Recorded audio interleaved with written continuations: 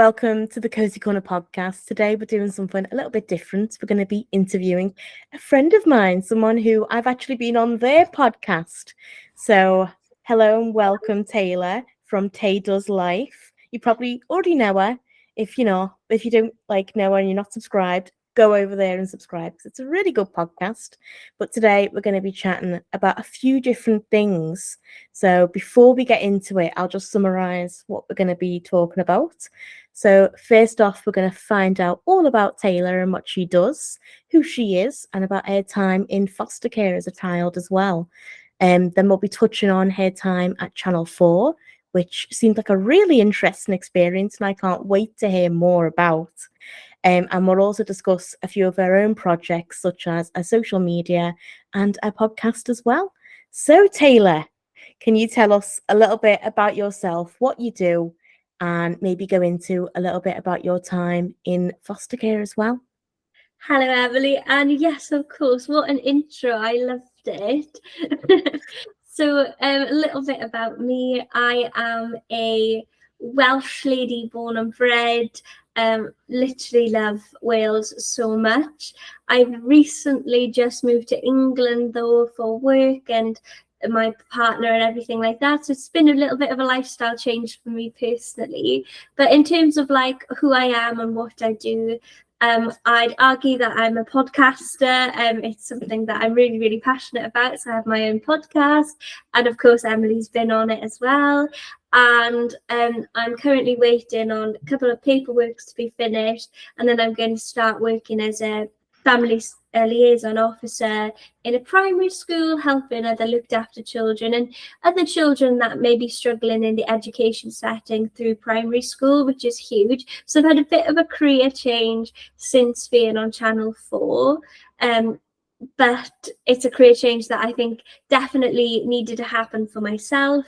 And I'll dive into it a little bit further down the line when we get into the TV talk. Brilliant. Yeah, as you said, like it's a difficult industry, the film industry. So sometimes it means that you have to do some other jobs in the meantime. But I think your job fits in really well with you, and as well with your background in the foster system. Are you able to talk about that a little bit? Absolutely, yeah. I'll talk a little bit about my background and everything like that. So when I was really, really young, I went into foster care. So I went into foster care when I was 4 years old, which is pretty young to go into the care system. But I was sort of like always in the care system in a weird way because social services were always in my life because I was on the register of neglect for the longest time. So after quite a severe incident happened in my family home, they were like, Tayler and her sister need to be taken away today. So that the incident happened at night. I was taken away the morning of. So it was quite a quick turnaround. And I was in respite care for a little while. So respite is when you're in short-term homes. So I was going back and forth to different short-term homes because I was just so young at the time that they didn't really know where to place me. And then, unfortunately, I went into kinship care, which is when you go and live with a family member. And I can probably hear people like, oh my gosh, but you're going to live with a family member. That's amazing. But for me, unfortunately, it wasn't. And I want to add a little bit of a trigger warning for this part of the podcast because it was a very difficult time in my life. And I was in a very abusive home. So I was abused by my auntie, so my mum's sister, and her 2 sons. And that abuse went on for 6 years then. So it was really, really difficult. And when you're in a situation like that, when you're so young, you don't really realize that it's wrong because you think everybody else is going through that. And then when I was 12, I got taken into respite just for summer. So my auntie or what have you could go on holiday.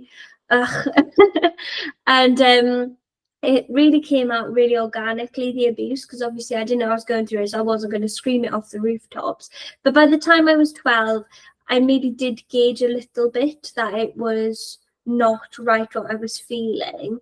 And I was starting to fight back. I was getting quite aggressive. And if you know me now, it's not me. I am the most chillest person ever. But when you're put in a situation where you literally are fighting for your life pretty much, that was really difficult. So I have a pretty weird relationship with my view on the care system, because in the long run I think it was hugely beneficial for myself to be in the care system, but for 6 years of my life I was abused horrifically, and I really could have done without it, if I'm honest. But now I share my experiences online, and I'm talking to other care experienced people, and we have like a sort of mutual understanding of each other. So let me just backtrack to when I was 12. So when I was 12, I moved school, moved area, moved everything. It was like a complete fresh start. But unfortunately, my auntie and my cousins didn't get arrested or anything like that because I didn't have enough evidence, which is really difficult, because I'm like, I wouldn't make this shit up. Like, No, of course not. so that was pretty tough. And also moving schools as well, when you're going into your 8 or what have you, is really difficult. Friendships are already formed by that point. So me and my sister came in, we were literally called freaks because we're identical twins. So we were picked on for having a really Welsh accent, because obviously we're from quite a really Welsh area. So we moved to somewhere slightly less Welsh where there's more English accents. It's actually called Little England, if that gives it any context. So moved that, and it was really difficult for us both. And then we got into choir and stuff like that, which really boosted our confidence. We found where we fit in, we found our people. And then when I moved, when I was about 15, I moved again to a different foster home, and it was very much like moving a lot. Like, I didn't unpack my bags or anything because I was moving all the time, but I was doing my GCSEs as well. So imagine doing your GCSEs, trying to study for them, and when you're doing your GCSEs, people make out like they're the hardest things ever. Like, you can't continue with life if you don't get a B in your maths or whatever it is. And it really is quite a difficult time when you have that pressure. But I don't even know how, but I passed it all. It was a really tough time. And then I moved schools again when I was doing my A levels. And I loved my A levels. At this point, I really decided that I was going to work towards university. And there's a shocking statistic that 6% of care leavers go to university. And that is absolute madness to me. Like, I can't comprehend that little people going to university, but I can sort of understand it at the same time as well, because when you're in foster care, often education is your last priority. Like, you don't know where you're going to sleep that night, so why would you care about doing algebra? Do you know what I mean? So I passed my A levels and I headed off to Aberystwyth University, and I spread my wings and I flew. It was literally the happiest time of my life. I did miss my sister, of course. She stayed back home doing whatever she's doing, and I headed off to Aberystwyth. I started running like long distance. I was running for the London Marathon. I joined the sea rowing team. I got involved in like everything my university had to offer. And then I really started to raise awareness about the care system as well. So that's a little bit about my background. If you have any more questions about it, please ask. Well, that sounds incredibly difficult. A very interesting and unique situation. And I can appreciate how difficult that must be to talk about. It sounds like a lot went on. A lot did go on, but I feel like in this society, especially with social media, if we don't speak up, then nobody's gonna know. Like, when I was younger, I just did not know that abuse was wrong. So if I can help anyone, and I literally will chat about being in foster care to literally anybody, and I'm not ashamed of it either. And like, there's a stereotype about people in the care system, and I think that's maybe stemmed from Tracy Beaker and having the house called the dumping ground. Like, the dump is for trash, not people. So that sort of stereotype is sort of engulfed people in the care system, and we've sort of been, yeah, stereotyped to be a certain way. And a lot of people tell me, like, you don't look like you grew up in the care system. I'm like, what the hell does that look like then? Do you know what I mean? So if I can literally raise awareness and talk about it, and it doesn't hurt me talking about it anymore, because for me, it's helping me by sharing my story. It's making me feel less alone, making me feel seen. And I think that goes a long way. I think a lot of people appreciate how open and honest you are on social media. I mean, I've seen a few of your posts where you've talked about it, and I think, like what you're saying, it does massively help to raise awareness about the care system, what can go on in that care system, and as well the stereotypes that can really perpetuate these unhealthy ideas of what it means to be someone in the foster system. Have you like run into that in real life where, apart from saying you don't look like you're a child in care, apart from that, has there ever been a situation where an adult or someone like a peer has said anything else or implied anything? Yes, I've had two sort of situations that just come to me at the top of my head. So when I was in school, I made a group of really nice friends, like in the end. But when we first started moving schools, me and my sister, we made friends with this girl, and we didn't really tell anybody we grew up in the care system. Like, I felt like it didn't need to be shouted from the rooftops. And to be honest, I went into care so young, I didn't really know what a foster care kid was or anything like that. But I went into the school, and oh, hold on, sorry, you might have to edit this. Can you hear a plane? No. Um, I'll just backtrack. That's okay. Honestly, it happens by me all the time as well. And I'll think, oh my God, it's going to ruin that take. And then, like, you don't even hear it. Yeah. No worries, Don't but worry, that happens all the time. thank you. I'll backtrack to, there were two incidents that spring Yeah. to mind. So there's actually two incidents that spring to mind when you ask me those questions. And the first is this girl that I did eventually become friends with in school, but when we first moved schools, I kept it on the down low that I was in foster care. Like, it didn't need to be shouted off the rooftops. Not that I thought it needed to be anyway. It's funny how the tables have turned, and I'm like, I was in foster care. But when I was younger, I didn't really understand what being in foster care was. And I was friends with this girl, and everything was sort of tickety boo, like everything was fine. And then it came out that I was in foster care, and she told me that she couldn't be my friend anymore. And it was like, oh my gosh, so she's gone home, told her mum or her dad or wherever that I grew up in foster care and I can't be friends with him. But eventually we did become friends and everything was fine. But it's just like that opened my eyes up to, oh my gosh, stereotyping is a real thing. Yeah. And then when I was heading to university, by this point I was not open about being in foster care, but I wasn't ashamed that I grew up in the care system. And a woman a lot older than me, somebody who I respected quite a lot, mentioned that when I go to university, it'll be a fresh start and I won't have to tell people I grew up in the care system. And I was like, you're an ass. You literally are an ass. Yes. Huge part of my identity. So like, I don't like it when people tell me that I shouldn't talk about it, because like you talk about being a Scouser, living in Liverpool, everything like that. Well, being in foster care is like my equivalent. It's my identity. It's all I've ever known. So I literally stayed in foster care from when I was 4 to when I was 18, and I aged out of the system.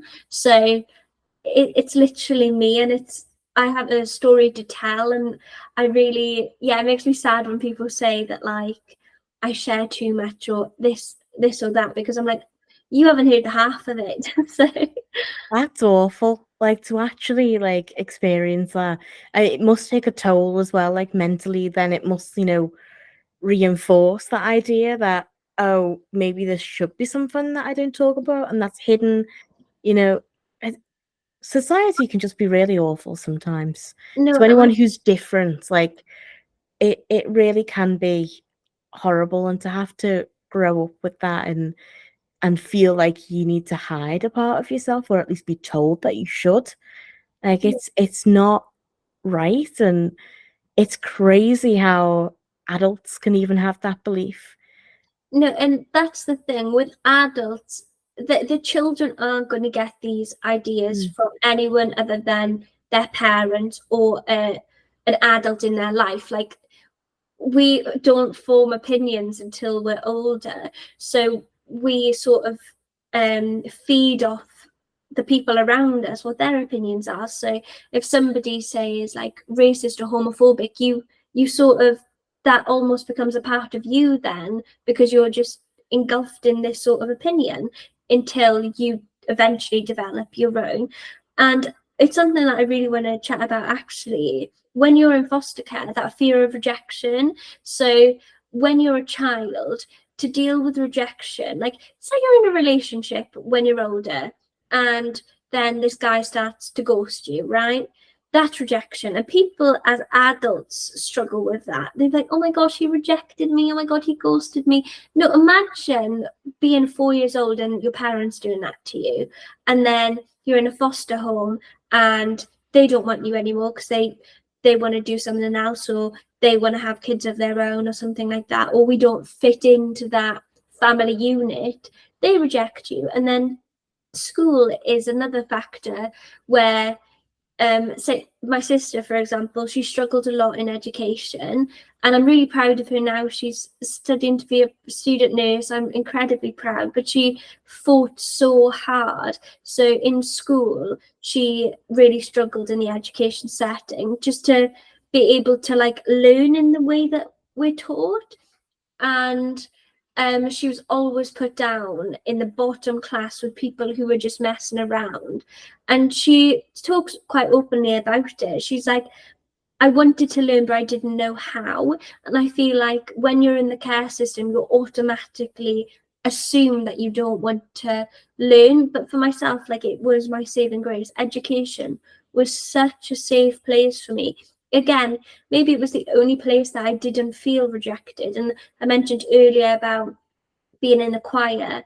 That was my home. Like, I eventually played clarinet and stuff. One of my foster parents like, you're so musical, like you need to get all of this out of your system. So I picked up clarinet and I joined a band and I made great friends. But a lot of people, I feel like they go down the wrong path because they want that family unit. They want people to make them feel like they belong. And I felt really blessed that I had a foster parent who pushed me in the right direction and said, no, you're going to play music. Like, that's, I can see that you're passionate about it. But a lot of people, they maybe do go down to drugs and drinks and stuff like that because for them, that's how they felt belonged. So back to the sort of fear of rejection, it's all sort of stemmed from your parents. It feels like your parents giving up on you. And that's a really brief thing that I wanted to mention, and I rambled on, but it's really important to talk about. Oh, absolutely it is. And I mean, as someone who I've got no experience with any of this, it's completely new to me. So it's really interesting to get your perspective and experience on that, because it's something that I've never interacted with at all. Like the only reference I have is Tracy Beaker. See, And that's it's not realistic depiction. no, and I've spoken to so many people when I'm like, oh yeah, I grew up in the care system, and their response is like Tracy Beaker. And I'm like, no, not like Tracy Beaker, because it's nothing like Tracy Beaker. I mean, Um, it's a good show, and what it's trying to do, I can appreciate. It's trying to showcase what happens and the different, people who are involved, different characters, and what their experiences might be like. But to be fair, a lot of that isn't actually the reality. Absolutely, and I find, and I try to avoid. Well, I do avoid watching Judy Speaker at all costs. I find a lot of the characters quite aggressive, Yeah. and Looking at you, Justine. literally. But like, we're not aggressive people. Like, we need to ask ourselves, maybe, why is this person angry, upset? Is there something that they're missing out on? Like, we don't get counselling when we grow up in the care system, and it's something that I'm fighting so hard for. I want all people in the care system have counselling, because it's such a difficult thing. It's like, it's almost unnatural. Like, the government is your parents. That's basically the summary of being in foster care. So that's just a weird way of putting it, but it's true that it's not all doom and gloom. Like, I have been able to find 2 foster homes that would do anything for me, genuinely, and I love them to bits, like, genuinely do. So it's like Mother's Day's coming up, and I'm like, oh my gosh, I've got 2 homes that I need to be at now. Do you know what I mean? Because they looked after me so much, and like, to me personally, like, I have blood relatives, but they're not close to me, and I don't necessarily want to be close to them because they haven't done anything. They don't deserve the part of me now. I'm like a completely different person to as I was years and years ago, and they remember me as that little girl that left the care system. I'm not, and I formed my own opinions, and I don't want that in my life. Like, I'm really happy without it. So I am in contact with my foster family, and to me, they are my only family.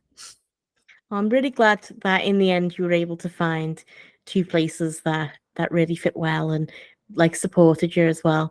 But I was wondering if you can tell us a little bit about what the process is when you get matched with a foster family. How does that work? So actually, I think it's changing now, but for me, a lot of my placements were emergency placements, so I had to like move that day, sort of thing. Um, but generally, you just get told that you're going to be moving to a house on this date, and that's that. So you pack up your bags, and a lot of foster children don't have much. I remember I had a suitcase and maybe 2 backpacks full of my stuff. That was that. So you pack up your stuff, and then that's it. I remember, I like reflecting back now, and I'm like, oh my gosh, that is so unnatural. But yeah, you get told that you're moving Friday, and sometimes your foster parents have already packed your bags for you. I remember one of my foster homes, I was in school, and I thought everything was hunky-dory in the house, like no problem whatsoever. And they'd packed my bags, and somebody in school said a taxi is picking you up tonight and they're going to take you to a different home. I had a breakdown. I was doing my A levels. It was traumatic. I was like, we can't do this. Like, I don't know where I'm going to live. It was about an hour away from my school. Absolute nightmare. And I was like, you literally can't do this, but they can, because they're my legal guardians. They can. So all of my stuff was already on the beds and stuff by the time that I got from school to that new foster home. Very traumatic time in my life. But that's the reality, really. And for a lot of foster kids, it is very much like you get taken away that day. So yeah, it's weird reflecting back on that. That sounds bizarre. Yeah, That's insane. I cannot imagine what that must have been like, especially during such a difficult time anyway, like with yeah. school and all that. Like that's enough pressure just by itself. But then to add that, that's just I can't really comprehend that. It Like, is crazy to think about it. Like, when you'd arrive at the house, the social worker will be there. They stay for a cup of coffee, and they go, and then you're left in that house completely alone basically. And I remember one of my foster homes, I'm not a bad person, but I did climb out of the window until I got phone signal, and I rang social services, and I was like, listen, I am not staying in this place. Like, it was in the middle of nowhere. I was over an hour away from school. I had no friends. There was no other houses in the area, nothing. I was like, there was no Wi-Fi, no signal in the house, so I had to literally walk to find signal to use my phone. Yeah, it was a really crazy difficult time. It sounds so uncomfortable, to be placed with people you don't know. You haven't had time to get to know them, and then you're just thrust into this environment with no prior information about who is supposedly going to be looking after you now. It's really weird to reflect on, and I think now it's slightly changing where you send over like your interests, and you have like an introduction pack that you give to the foster children, and vice versa about the foster children to the foster parents as well. So I do think times are changing, but I've been out of the system now for 5 years this year, and I don't know if it's changing quick enough, but definitely change is coming. I feel like it needs to be more like a date nap, where you both swipe right, like so that everyone is like, yes, yes, swipe. I like this person seems like a good fit, and then you swipe right as well. And then there we go. I feel like that would be a better system. It might work, but it also might not. I feel like as well, like a lot of children who are maybe struggling, they just haven't found a home that suits them, that works Yeah. for them, or helps them with their needs. So they might look at that young person and be like, they're not going to fit into this home. But they just need to be loved and nurtured just like anybody else. So the concept of a dating app is definitely an interesting one. And I was wondering if you can tell us a little bit about what you mentioned before about aging out. How does that work? Yeah, so personally, I was going into further education. So when you get to 18, you've pretty much aged out of the system. So you can no longer be in foster care as such once you're 18, but you can be in supported lodgings, which is rent a room sort of situation. So you pay for your stay in a foster parent's house. But because I was heading to university, I completely aged out because I didn't need to do a supported lodgings thing for me because I was heading elsewhere. So for me personally, I went to Aberystwyth University, and social services, they were sort of in the picture, so they have to stay in the picture until you then leave further education, which I think is absolutely incredible. But only 6% of people go to further education, so it's like weighing that up. So my PA, it's called, my personal advisor, very bougie. I thought you meant personal assistant for a minute there. I was like, No. who gives you a PA? So my personal advisor, she stayed in contact. So basically, we just had to touch base around once a month to make sure that I was still alive, which I was. So good. And yeah, then when I left university, that was it. Then I had a letter saying social services are no longer a part of your life. But if there's any problems, call this number. I've called that number and done bloody works. So that's that. Really? Yeah, so they must have changed something. So That's bad, that. Like, you'd think they'd send an updated letter to be like, here's the new number.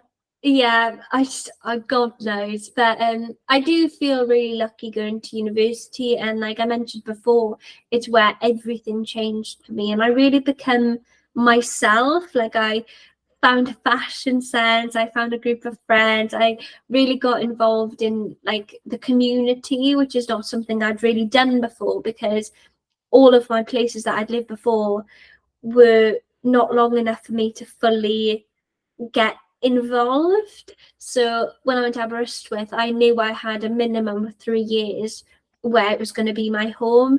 And it has a part of my heart. Like, I genuinely will love Aberystwyth for the rest of my life because it made me who I am today, and I love that. Oh, that sounds lovely. Yeah, That it sounds like it was a really good time there, and it must have felt nice knowing that definitely for 3 years I'm here. I'm not moving. This is the home for 3 years. Like that must have been a bit of a relief. yeah, it definitely was. I mean, we did have COVID in the mix of all of Oh, it as well. of course, why not? Why I not throw that in? sprinkle that in, throw that in. But I loved it so much, and actually moving away from Aberystwyth was really hard because it's my home. Like, a lot of people ask me now, "Where's your home?"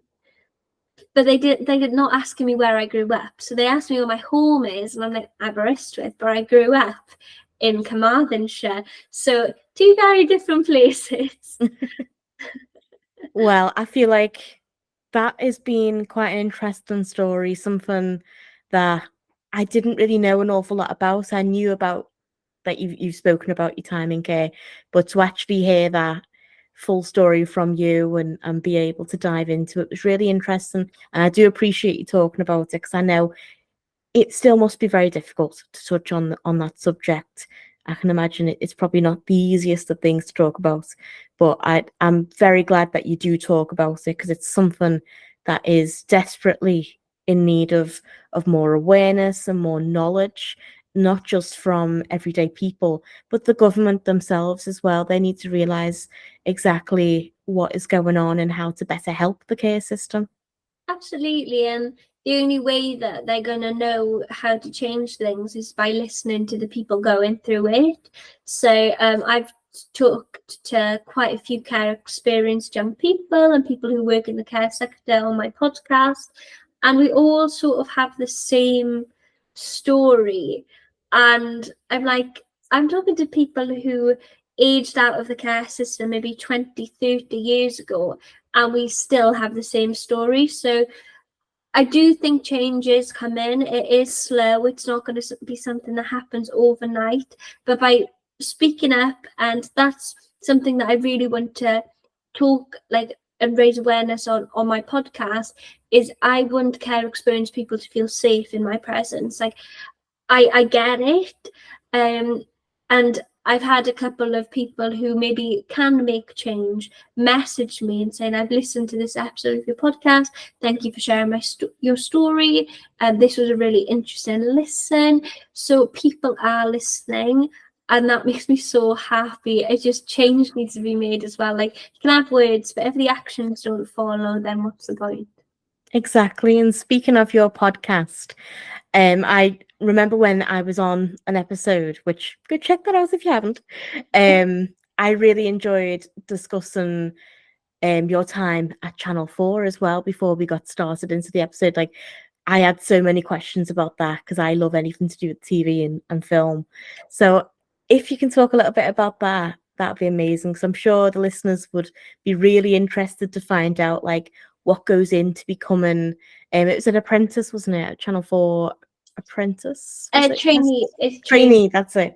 I'm sure they'd be interested in finding out what goes on behind the scenes with that and what your experience was.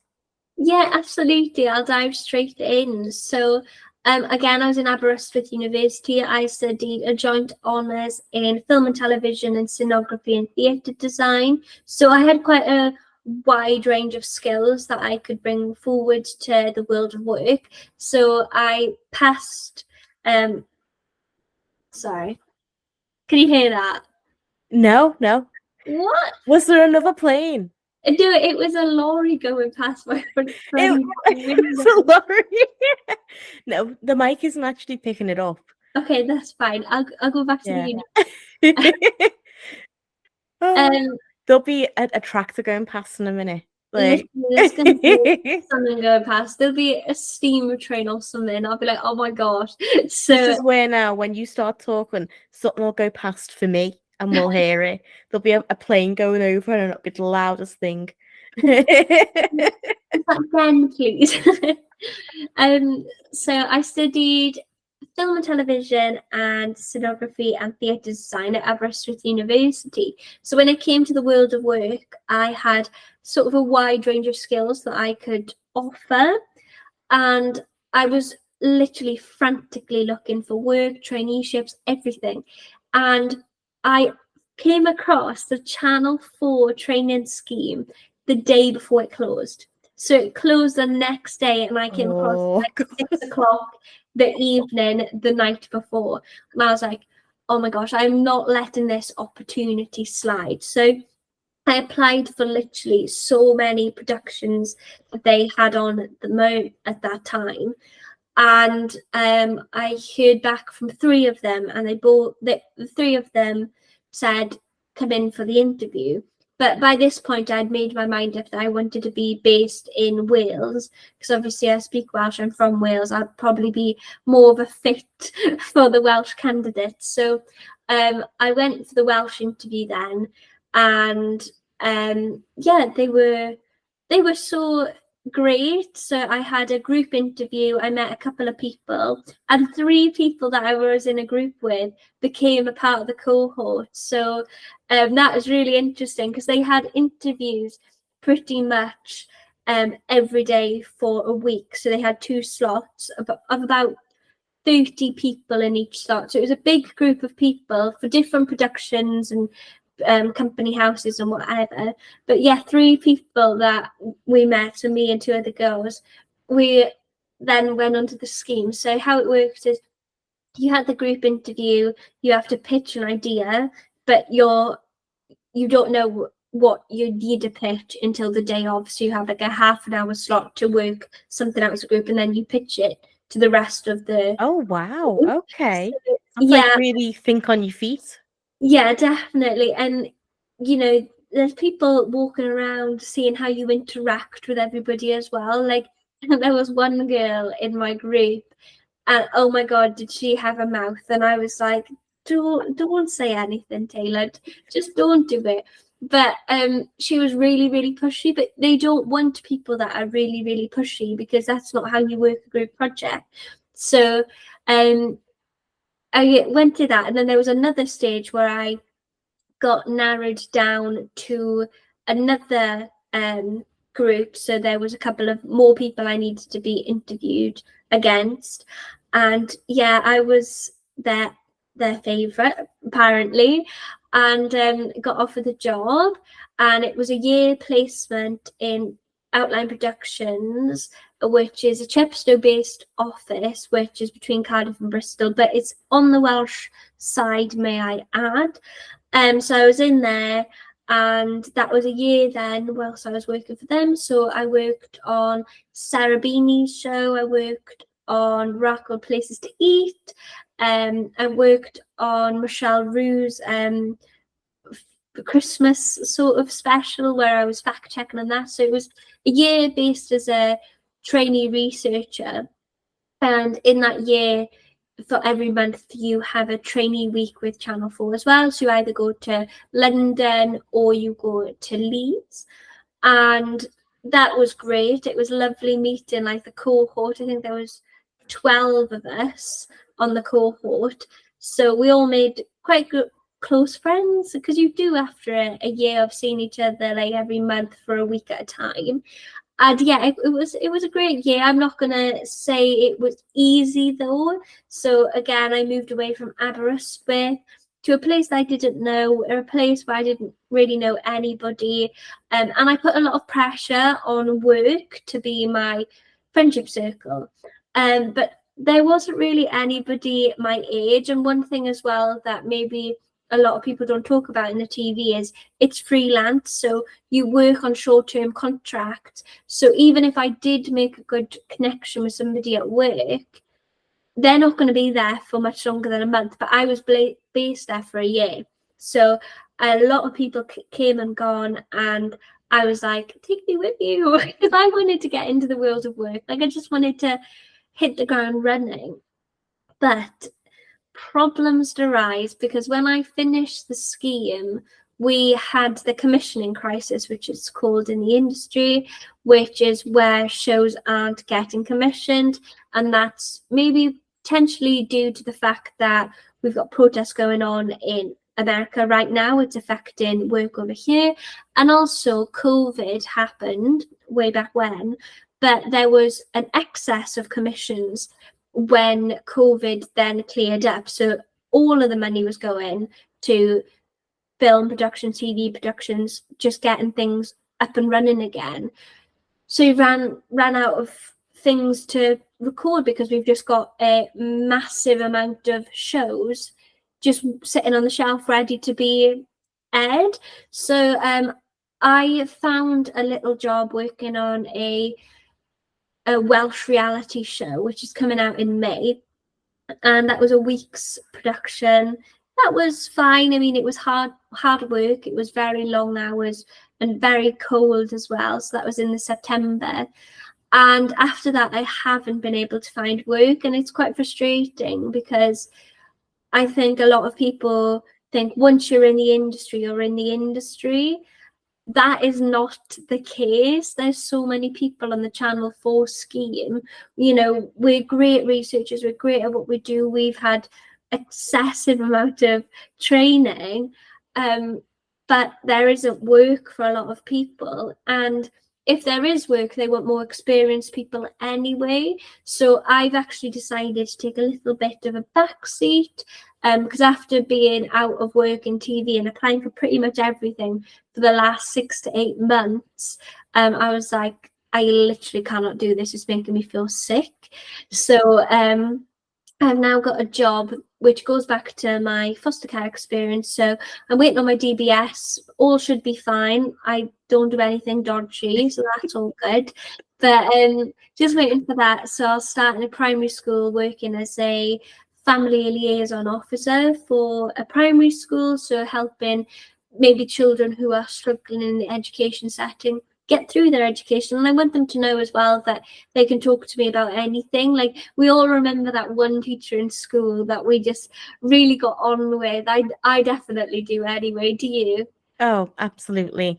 I mean, I've always struggled with schoolwork because I'm dyslexic, so that was always hard work.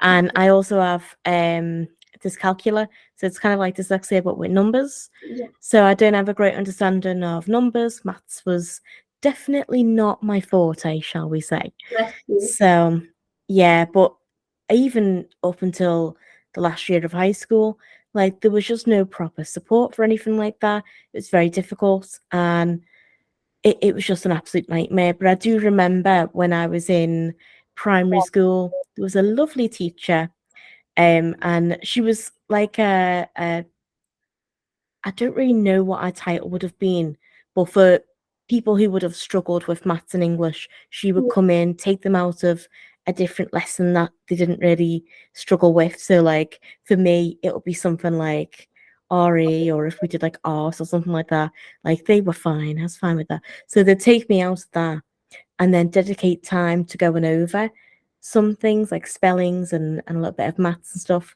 And that was all well and good, but it was never really continued. It was only a few years in primary school that we did that.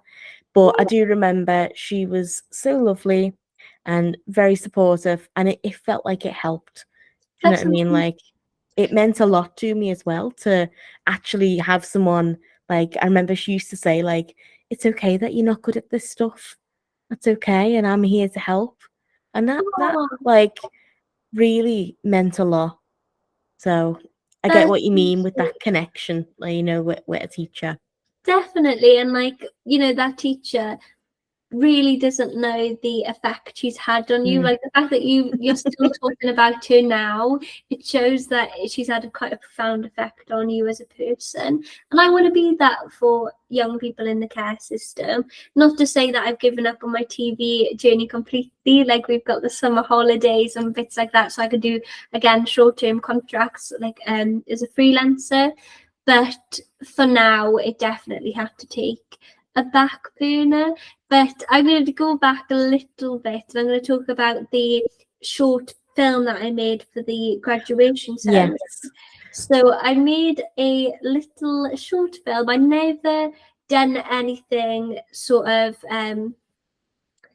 that wasn't a documentary before. So I tried to give it a little bit of a crack, and I got my friend to come. She loves acting, so she did the acting, and another friend of mine who is very good camera op, like incredibly good. So we all sort of put our minds together, came up with a concept, wrote the script, and then it was screened at like the Channel 4 graduation, which it's called. So it's a ceremony where you can invite friends and family to come along, and all of the heads of production or the CEOs of all of the companies that were on the cohort come to the viewing as well. So it's a really sort of big moment. And actually, I had a friend that I made friends with in band when way back when, and he went to university and studied sound tech for film. So he did the soundtrack with a couple of his mates.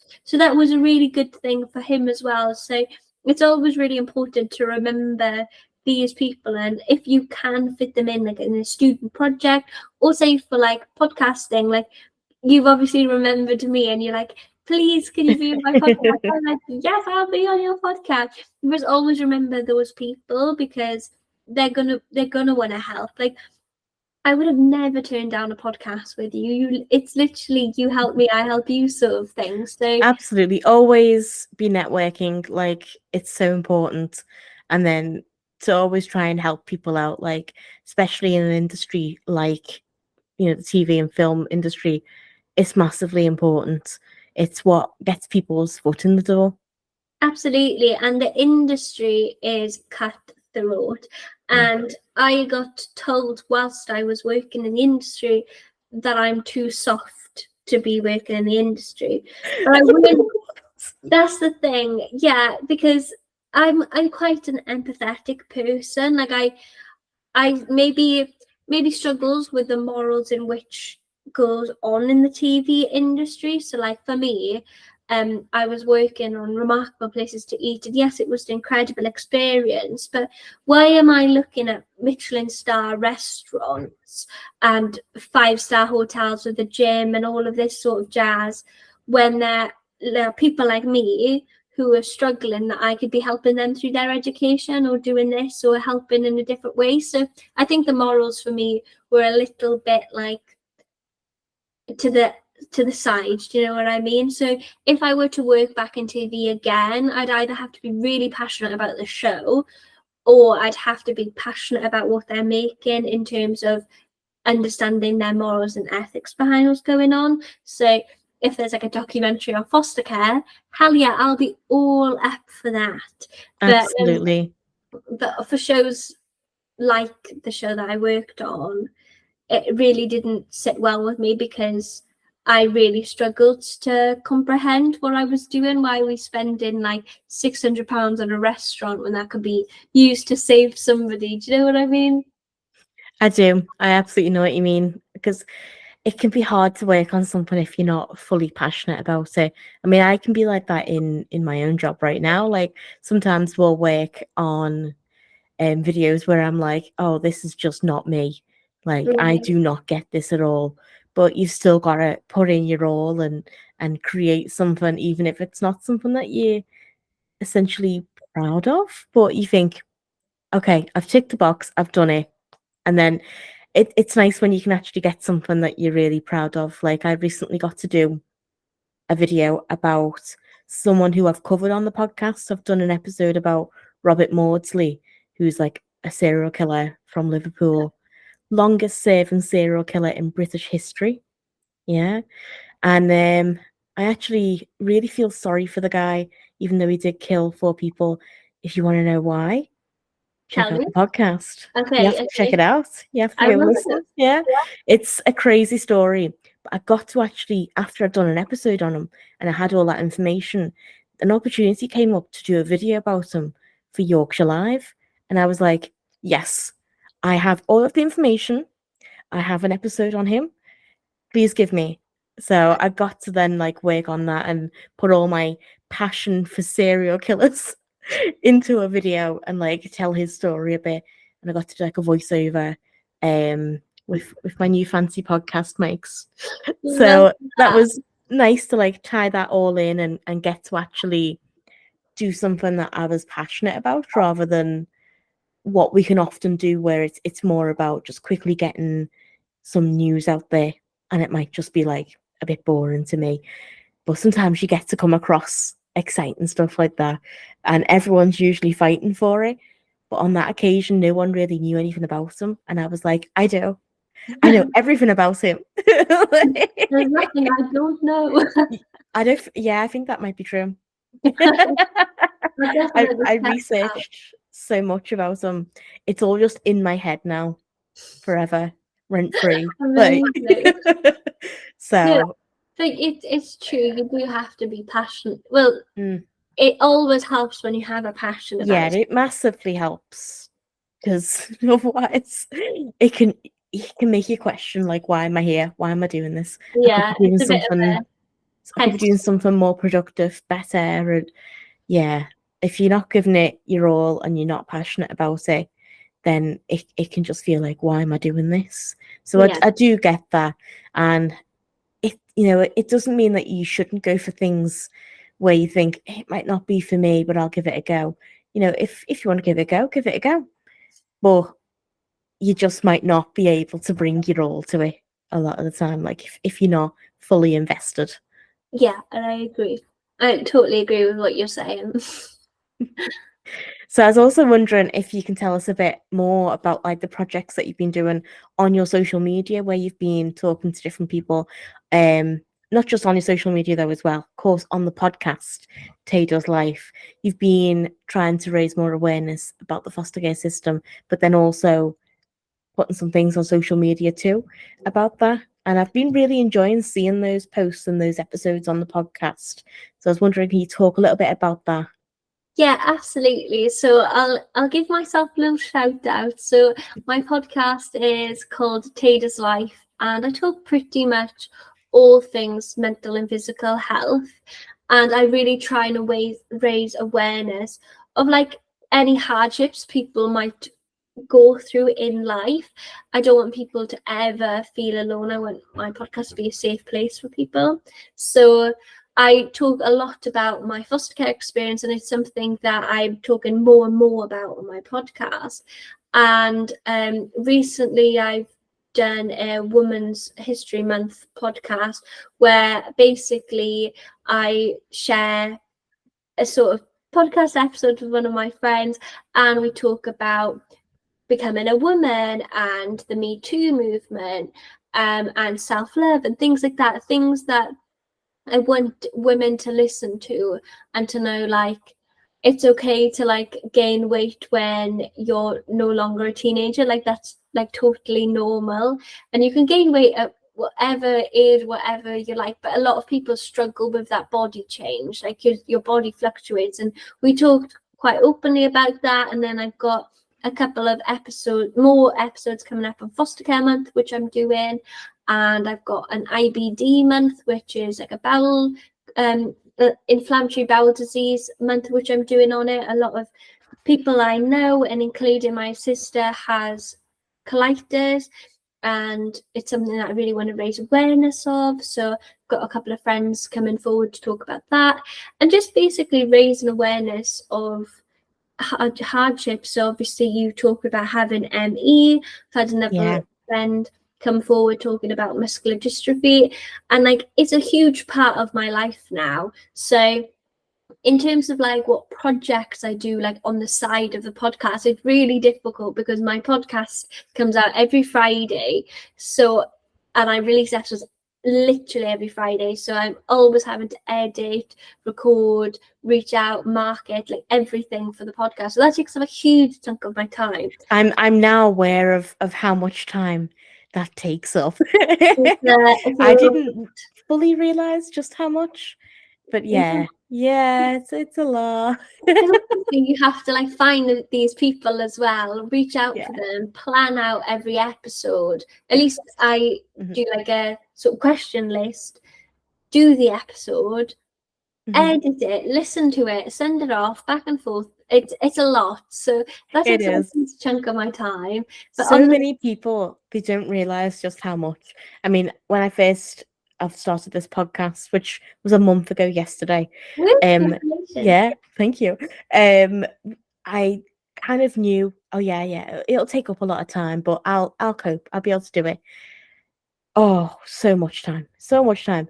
And then anyone who has asked me about the podcast and has like said like, oh, I bet that was dead easy. You just, upload the episode when you're done. No. Like, no, that's not how it works. I wish. You gotta do like branding, you gotta like edit, you gotta take out anything that you need to take out, you need to add in a jingle. Like there's so much, and then cut down clips for socials, which takes up the most amount of time for me. And Yeah, like market it, make sure you get it out on social media. There's a lot. There's a lot, but it's a lot. it's a good job we enjoy No, it. yeah, and like, if you're not passionate about it, then what's the Exactly. point? But I Yeah. wouldn't start a podcast for the longest time. And I actually remember once I just started my podcast by this point, and I talk a lot. Like it's not something that like goes unnoticed. I do talk a lot. Same. And you're gonna have so much fun editing this because I've just waffled on.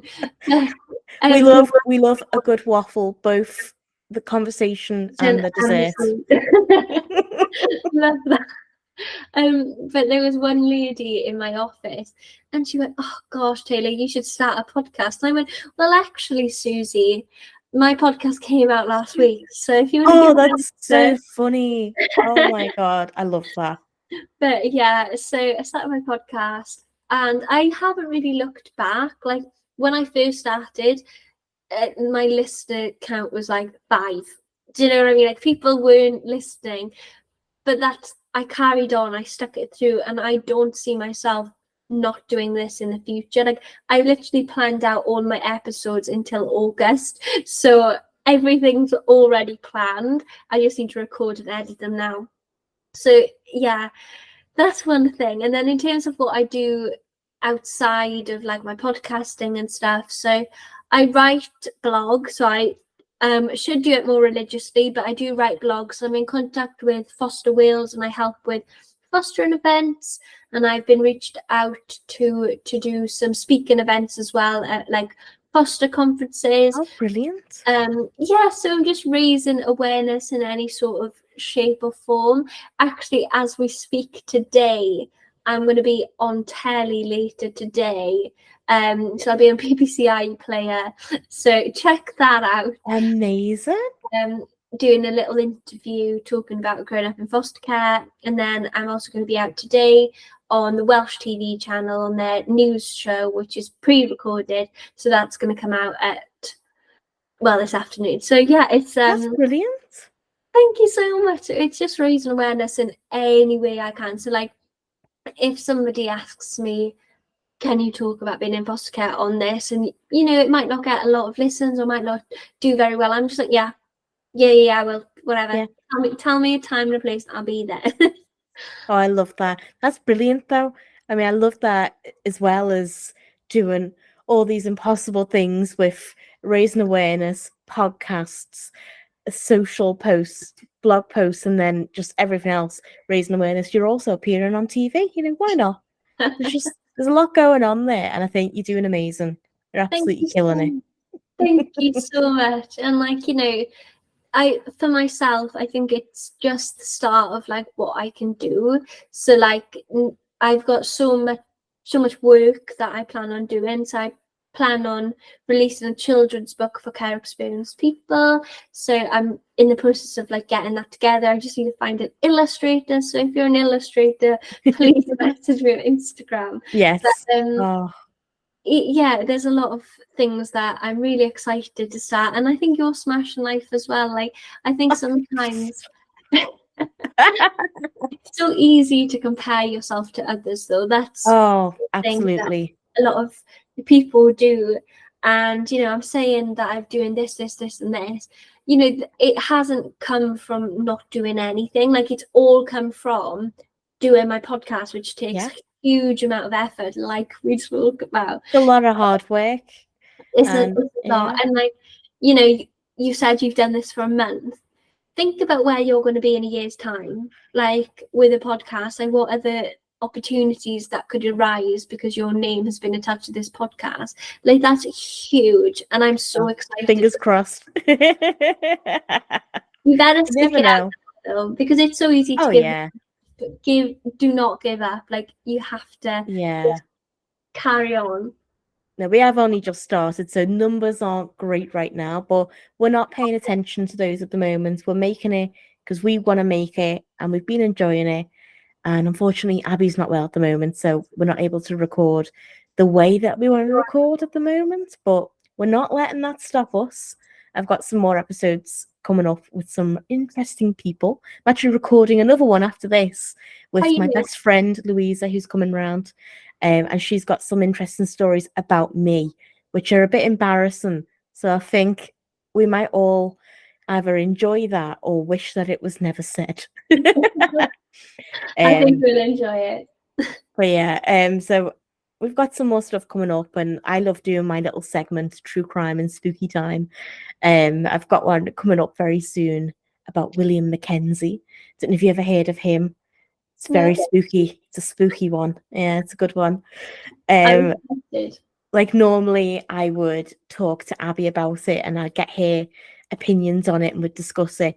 But instead this time, because she's not able to record, we have done it a slightly different way where I'm kind of just telling the story and I kind of give it like a more narratory style to it, if that makes sense. Yeah. So instead of just like a talking voice, it's more of a William Mackenzie of Liverpool, a bit more dramatic. I decided to go with that. I felt like a bit more of like a story vibe. So I'm excited to see what people think of that new style in the meantime. And then eventually me and Abby are going to be getting back in the studio here, which it's not really a studio. It's actually a summer house that my dad built. I don't know how he managed to do that. I have no clue. I just it showed up one day and I was like, great, love this. I'm going to film in it. like, love it for you guys, but once a month, I'm just going to take over it. Love that. So, yeah. But what have you got coming up with the podcast? What have you got planned? In terms of the podcast, so it's currently March as we talk now. So this is Women's History Month, so I'm talking all things women. Well, yeah, it's actually International Women's Day today, isn't it? Yes, it is. Which is fitting, very fitting. That's so lush. So I've got an episode on the Me Too movement and becoming a woman, loving yourself. We talk about everyday sexism, and then I've got another episode which is a little bit weird for me because I've never spoken about it, but it's why is it taboo for women to talk about sex? So that is like shining light on the fact that women do have sex and that is a thing. So let's talk about it. So that episode's coming out at the end of March. And then April, again, I talk to more incredible women. So some women, Belle's living life with colitis. I speak to an OnlyFans creator who explains about how she's gained body confidence and deals with trolls and stuff. And then I've got another one, sober but the life of the party. So life as living as a sober person and how that might affect somebody's mental health and the reasons behind it. And then May goes into another foster care month. So you actually have foster care fortnight in May. So I've just decided okay. Let's make it a month. So I actually am really excited because there's 2 episodes which I'm really excited for. I've got one of my foster parents on the podcast, which I've never got like a foster parent or somebody related to me on the podcast before. So he's going to come on it and I'm a bit nervous, but I'm really excited at the same time. He's really he pushes me to talk about it because it's really important. And then I've got Fatima Whitbread on the podcast. Please tell me you know who she is. I've heard her name, definitely. Yeah, so she's actually an Olympian. But she also that's where I know her from. I was like, I know that name, but I couldn't place it. But yes. Oh my goodness. She grew up in the care system. So I'm talking to her about that. Then I've got an IBD month, which I mentioned earlier about Crohn's and colitis. And then I got another foster care month, and then another one where I talk about women's confidence and gaining confidence in your sexuality as well. And then a couple of episodes on OCD and endometriosis. So there's a lot of things in the works. Yeah, absolutely. But, I am looking forward to each and every one of those episodes. They sound amazing. Thank you. I have to send you through the schedule. You've got a lot planned, but it sounds like you know what you're doing and you're loving it. And it comes through. It comes through on the podcast. It's a really interesting listen. And I just love how much that you've been able to plan there and get that all together. It sounds brilliant. Thank you so much. And honestly, I'm really excited to see your journey as well, because I remember when I first started and I was a month in, and I was like, oh my gosh. And I remember as well when I first decided to release an episode, it was on Care Day, which is a day for care experienced young people, and that was in 2023. And I just couldn't press that, like, a publish button. I was like, oh, I'm so nervous. I'm like, what's the worst that can happen? Genuinely. Yeah. So I will never look back, unless obviously something really dramatic happens and I might have to look back. But at the moment, I'm not looking back. And I'm really excited to see where you'll be in about a year's time on the podcast, because big things are happening. I can sense it. Oh, thank you. I mean, it seems like the same for you, really. You're absolutely killing it. I don't think you give yourself enough credit, even if you've had to take a different kind of job at the moment. It doesn't mean things are stopping at all. It just means that you're getting started, and there's a lot coming, definitely. I mean, just look what you're doing at the moment. It's amazing. And it's nice to be able to see that, because through like social media, LinkedIn, and like the podcast, we've became friends online now. When we were saying before this, we're gonna have to meet up like in person. Like, genuinely, I cannot wait, because we've been friends now for probably about a year, haven't we? I think so, yeah. Met up, so we just need to make it happen. Definitely. You're gonna have to come to Liverpool. I'll take you everywhere. I'll be your tour guide, show you all the best places. And there's been filming a lot lately in Liverpool. Like, there was Dead Hot. We've had like so many different productions come in. So the city has been like, you know, like in New York, the way there's just filming on every street. Yeah. It's been a lot like that. Oh, it's been crazy. And we're getting, the Liverpool Film Office are just absolutely killing it right now. Like, they have been expanding more, and we're getting the Littlewood studio going to be turned into what they call the Hollywood of the North. So you never know. There's going to be a lot more opportunities, a lot more coming to Liverpool as well. And apparently it's going to be like Hollywood. So I'm looking forward to seeing what that's going to be like. Oh my gosh, Hollywood with a Scouse accent. Can't wait for that. Scouse Hollywood. I mean, I think it's about time, really. Love that. I love that. And I've really enjoyed doing this podcast with you. So thank you, Emilie, for getting me on. It's been brilliant. Thanks for coming on. I mean, I felt like it was only fair, since I was on your podcast. You know, we've got to help each other out. Genuinely, I'll be happy to talk about anything in the future if you wanted me back on. So. Oh, always, yeah.